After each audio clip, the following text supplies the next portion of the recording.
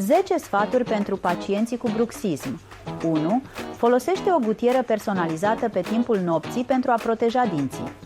2. Evită băuturile care conțin cofeină, cafea, energizante, ceai negru, după amiaza și seara. 3. Încearcă să reduci stresul prin exerciții de relaxare sau meditație. 4. Nu mesteca gumă excesiv. Acest obicei îți poate încorda mușchii maxilarului. 5. Aplică comprese calde pe maxilar pentru a relaxa musculatura. 6.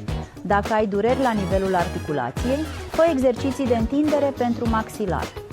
7. Evită să sprijini bărbia în palmă sau să dormi pe o parte care pune presiune pe maxilar.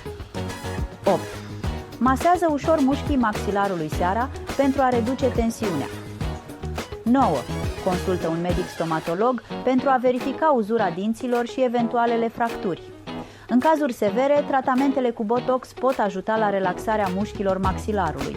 Dacă ai nevoie de alte sfaturi personalizate, spune-mi.